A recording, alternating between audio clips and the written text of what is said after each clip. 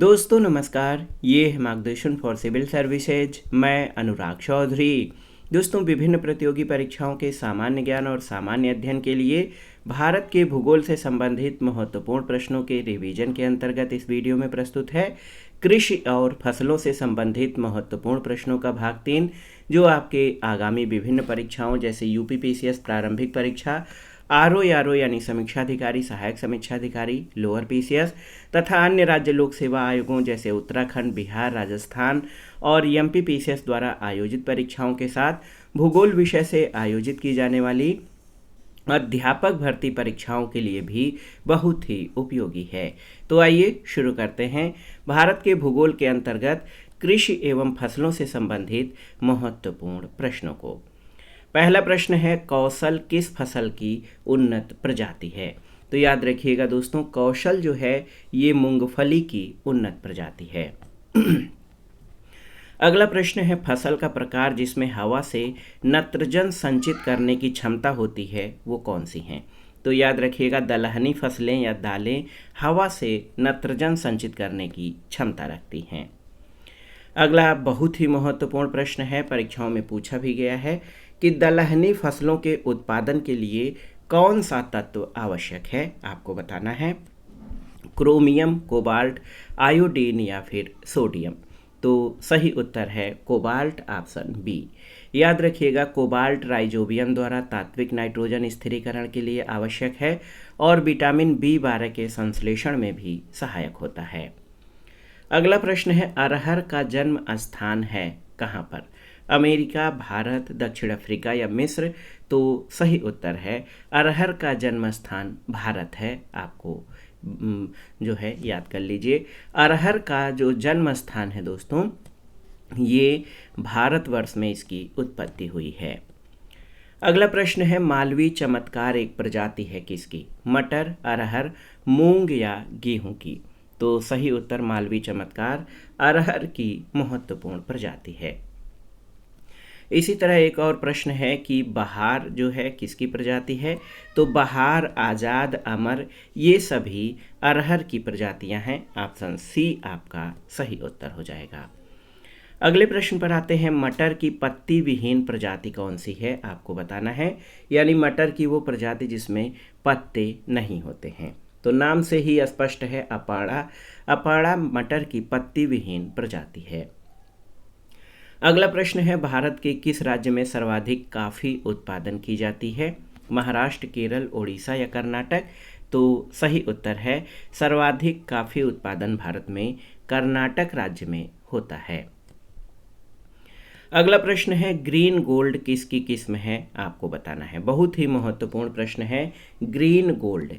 तो green gold जो है आप जान लीजिए कि दोस्तों ग्रीन गोल्ड चाय की महत्वपूर्ण प्रजाति है। बहुत ही महत्वपूर्ण प्रश्न है आपका, ग्रीन गोल्ड किसकी प्रजाति है? तो ग्रीन गोल्ड जो है ये चाय की महत्वपूर्ण प्रजाति है।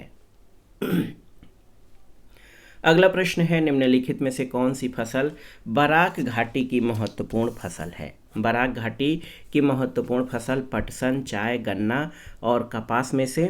तो सही उत्तर है दोस्तों, बराक घाटी में प्रमुख फसल धान है, लेकिन यहाँ पर उगाई जाने वाली दूसरी महत्वपूर्ण फसल गन्ना है। तो विकल्प धान के न होने पर यहाँ पर गन्ना जो है आपका सही उत्तर हो जाएगा, ऑप्शन सी। अगला प्रश्न है, भारत का सबसे बड़ा रबर उत्पादक राज्य कौन सा है? तो सही उत्तर है केरल। केरल भारत का सबसे बड़ा रबर उत्पादक राज्य है। अगले प्रश्न पर आते हैं, मसालों का बागान कहा जाने वाला राज्य कौन सा है?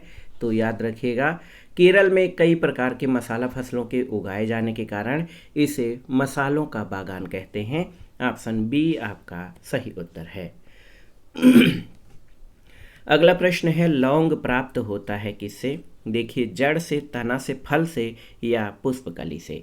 तो लौंग की प्राप्ति याद रखिएगा पुष्पकली से होती है। आप देखिए, लौंग यूजीनिया कैरियोफाइलेटा नामक मध्यम कद वाले सदाबहार वृक्ष की सूखी हुई पुष्पकलिका है, जो कि महत्वपूर्ण मसाले के रूप में प्रयुक्त होता है। अगला प्रश्न है, कौन सा मसाला भारत के काला सोना के रूप में जाना जाता है? तो काली मिर्च को। याद रखिएगा, काली मिर्च को काला सोना के नाम से जाना जाता है। अगला प्रश्न है, भारत के कितने प्रतिशत लोग कृषि पर आश्रित हैं? 90, 70, 65 या 80? तो दोस्तों आप जान लीजिए कि वर्तमान में जो आंकड़े हैं उसमें 54.6% यानी 55%, आर्थिक समीक्षा जो हुई है उसमें 55% के लगभग लोग जो हैं ये कृषि पर आश्रित हैं। अगला प्रश्न है, भारत में धान्य फसलें उगाई जाती हैं कुल कृषि भूमि के लगभग कितने प्रतिशत भाग पर? तो सही उत्तर, भारत में धान्य फसलें कुल कृषि क्षेत्र के लगभग 60% भाग में उगाई जाती हैं। ऑप्शन बी आपका सही उत्तर है। कृषि की पैदावार तथा कुटीर उद्योगों में बाधा पड़ती है किसके द्वारा?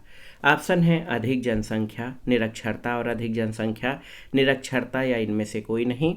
तो सही उत्तर, निरक्षरता और अधिक जनसंख्या के कारण कृषि की पैदावार और कुटीर उद्योगों में बाधा पड़ती है, क्योंकि निरक्षरता होने से जानकारी नहीं होती है और अधिक जनसंख्या होने से जो है भू जोत छोटी हो जाती है, जिससे उत्पादन पर नकारात्मक प्रभाव पड़ता है। अगला प्रश्न है, किस फसल के लिए पानी की अधिकता आवश्यक है लेकिन जमाव नहीं? देखिए, धान, जूट, चाय और मूंगफली में। तो सही उत्तर आपका हो जाएगा चाय में। चाय में पानी की आवश्यकता होती है लेकिन उसके जमाव नहीं होना चाहिए, नहीं तो इसके पौधे सूखने लगते हैं। अगला प्रश्न है, रेशा फसलें निम्नलिखित में से कौन सी हैं? तो रेशा फसलों के अंतर्गत आप जान लीजिए कपास, सन और जूट हैं। कपास, सन और जूट ये महत्वपूर्ण रेशा फसलों के अंतर्गत आती हैं।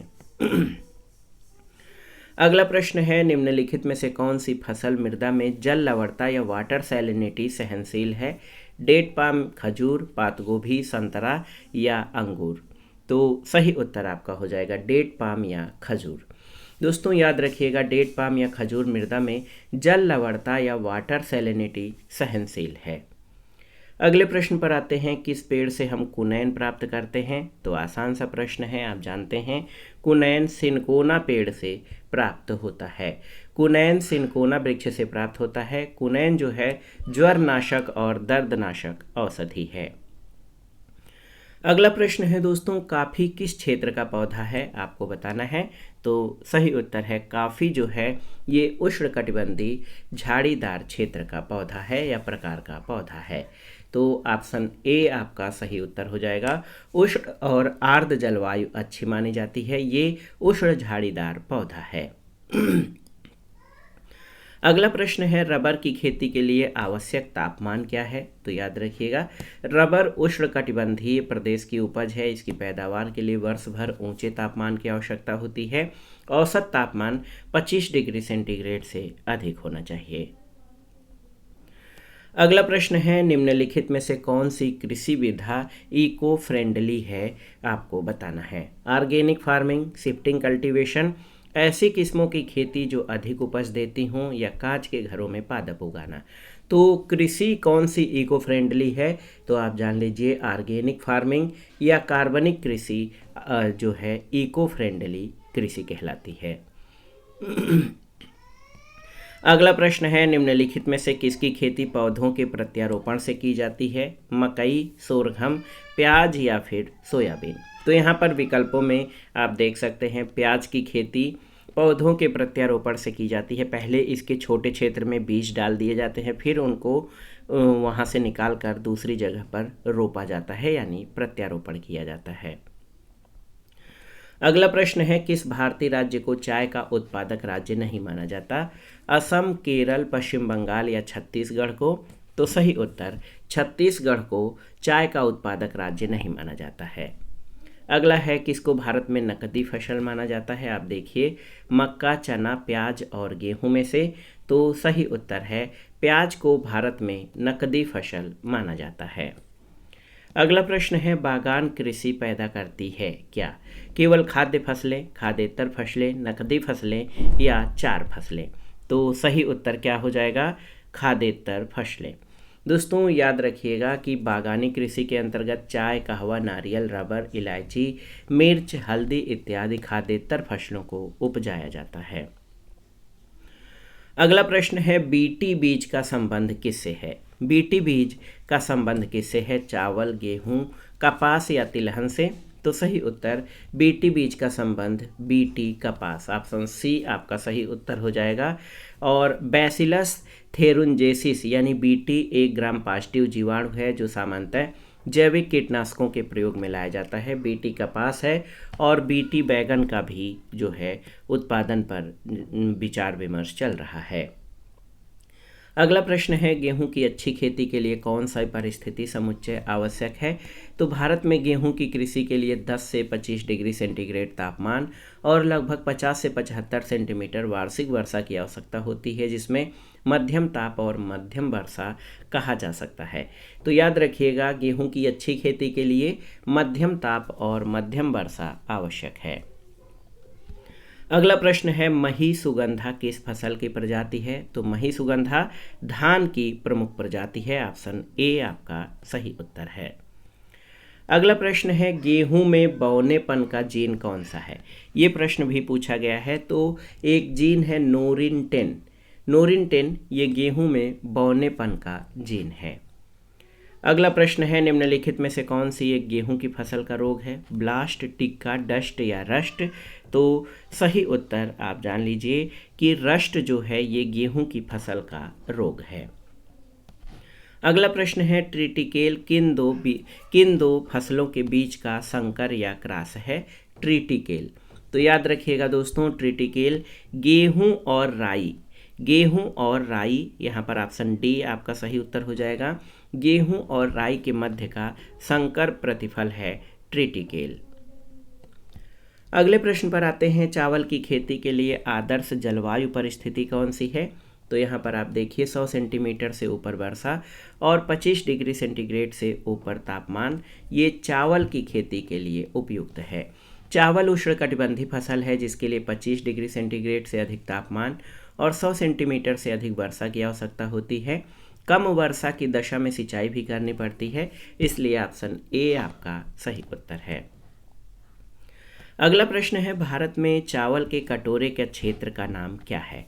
तो आप जानते हैं कृष्णा गोदावरी डेल्टा क्षेत्र चावल की खेती के लिए बहुत ही महत्वपूर्ण है, ऑप्शन बी आपका सही उत्तर हो जाएगा। दोस्तों, कृष्णा गोदावरी डेल्टा क्षेत्र यानी केजी बेसिन क्षेत्र जो है ये आंध्र प्रदेश इसके अंतर्गत आता है और ये चावल के कटोरा के लिए विख्यात है क्योंकि यहाँ वर्ष भर चावल की खेती की जाती है। अगला प्रश्न है, बारानी द्वीप किस फसल की किस्म है? तो बारानी द्वीप, नरेंद्र शंकर, नरेंद्र शुष्का सम्राट, लालमती ये सभी धान की प्रजातियां हैं, ऑप्शन सी, जो कि असिंचित क्षेत्रों के लिए उपयुक्त हैं। अगला प्रश्न है, बासमती चावल की रुपाई के लिए उपयुक्त बीज दर कितनी होती है? आपको बताना है। तो सही उत्तर है 15 से 20 किलोग्राम प्रति हेक्टेयर, ऑप्शन सी आपका सही उत्तर है। बासमती चावल की रोपाई के लिए उपयुक्त बीज दर 15 से 20 किलोग्राम प्रति हेक्टेयर है। अगला प्रश्न है, गन्ने में शर्करा की मात्रा घट जाती है क्यों? ऑप्शन है, पौधा बढ़ने की अवधि में अधिक वर्षा हो जाए, पकने की अवधि में पाला गिर जाए, पौधा बढ़ने की अवधि में तापमान में कमी वृद्धि हो जाए या पकने की अवधि में तापमान बहुत अधिक हो। तो गन्ने में शर्करा की मात्रा कब घटती है? याद रखिएगा, गन्ने में शर्करा की मात्रा तब घटती है जब पकने की अवधि में पाला पड़ जाए। दोस्तों, यहाँ पर आप देखिए, पकने की अवधि में पाला गिरने पे गन्ना में शर्करा की मात्रा कम हो जाती है और ये फसल उत्पादन को भी प्रभावित करता है। अगला प्रश्न है, शक्कर नगर चीनी का प्रमुख उत्पादक केंद्र है कहाँ पर? तो शक्कर नगर जो है ये आंध्र प्रदेश में था, वर्तमान में ये तेलंगाना में है। जब ये प्रश्न पूछा गया था तो तेलंगाना एक नया राज्य नहीं बना था। अब जो है याद रखिएगा, शक्कर नगर आंध्र प्रदेश में नहीं बल्कि तेलंगाना राज्य में स्थित है, जो कि चीनी का प्रमुख उत्पादन केंद्र है। अगला प्रश्न है, गन्ने की अडसाली फसल पकने के लिए कितना समय लेती है? आपको बताना है। 6 माह, 12 माह, 18 माह या 24 माह? तो सही उत्तर 18 माह। दोस्तों गन्ने की अर्धसाली फसल की खेती मुख्य रूप से महाराष्ट्र के कम वर्षा वाले क्षेत्रों में होती है।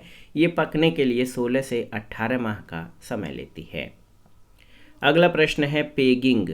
पेगिंग एक लाभकारी प्रक्रिया है किस फसल में? गन्ना, शकरकंद, मूंगफली या टेपियोका में? तो सही उत्तर है पेगिंग मूंगफली फसल के लिए एक लाभकारी प्रक्रिया है। इसमें परागण के बाद फूल के अवशेष भाग के आधार से पेग निकालकर जड़ की तरह नीचे की ओर मुड़कर जमीन में जो है वृद्धि करता है। अगला प्रश्न है दोस्तों, भारत को 3/4 से अधिक कच्चा रेशम प्राप्त होता है किन 2 राज्यों से? ये बहुत ही महत्वपूर्ण प्रश्न है। भारत को 3/4 से अधिक कच्चा रेशम किन 2 राज्यों से मिलता है आपको बताना है। तो सही उत्तर आंध्र प्रदेश और कर्नाटक। दोस्तों आप देखिए 3/4 कच्चा रेशम कर्नाटक और आंध्र प्रदेश से प्राप्त होता था, लेकिन जो है अब इसकी संयुक्त हिस्सेदारी 60% के लगभग है। तो यहाँ पर ऑप्शन ए आपका सही उत्तर है। अगला प्रश्न है, निम्नलिखित में से कौन सा युग्म सुमेलित है? ईरी रेशम असम। देखिए ईरी रेशम असम ये आपका सही सुमेलित है। मूंगा रेशम अरुणाचल प्रदेश, शहतूत रेशम झारखंड और टसर रेशम कर्नाटक। तो यहाँ पर आपको सही जानना है कि दोस्तों शहतूत या मलबरी रेशम इसका उत्पादन जो है कर्नाटक में सर्वाधिक होता है। ईरी रेशम असम आपका सही है। टसर रेशम झारखंड में होता है, टसर रेशम झारखंड में, और मूंगा रेशम का अधिकतम उत्पादन ये असम में होता है। मूंगा रेशम असम में इसका उत्पादन अधिक होता है। तो ऑप्शन ए केवल सही है। ईरी रेशम और मूंगा रेशम दोनों के उत्पादन में असम महत्वपूर्ण राज्य है।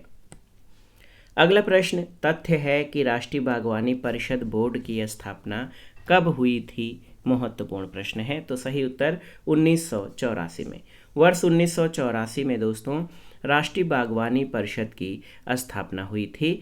आप देखिए राष्ट्रीय बागवानी बोर्ड की स्थापना 1984 में सोसाइटी पंजीकरण अधिनियम 1860 के अंतर्गत एक स्वायत्त सोसाइटी के रूप में की गई थी।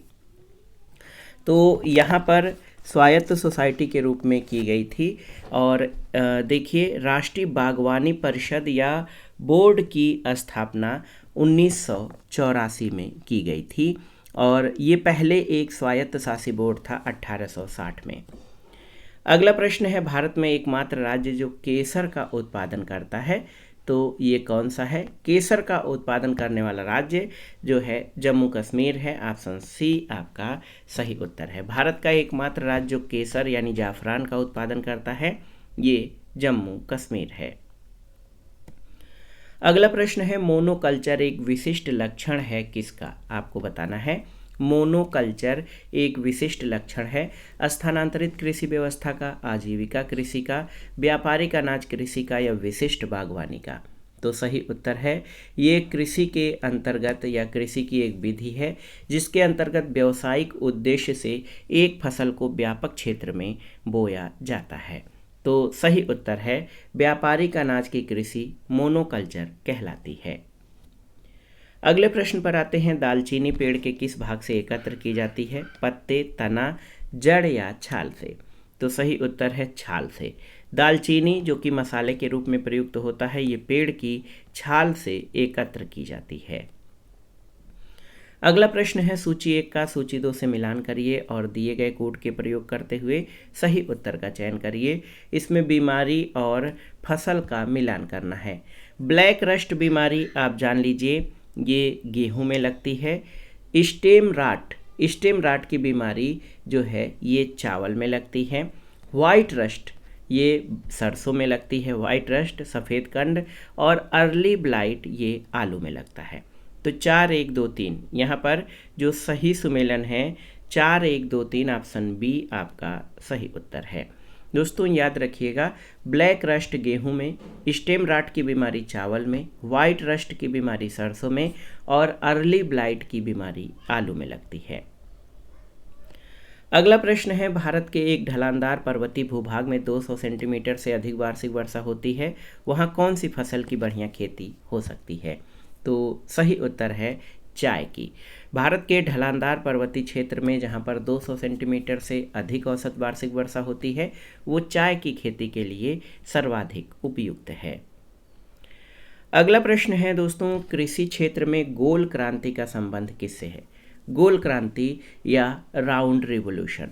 तो सही उत्तर है, कृषि क्षेत्र में गोल क्रांति का संबंध आलू उत्पादन से है। यहाँ पर देखिए ऑप्शन सी आपका सही उत्तर है। कृषि और फसलों से संबंधित महत्वपूर्ण प्रश्नों का ये जो वीडियो है इसका आखिरी प्रश्न है कि खाद्य तेल किससे निकाला जाता है? रतनजोत, कपास, राई या फिर भांग से?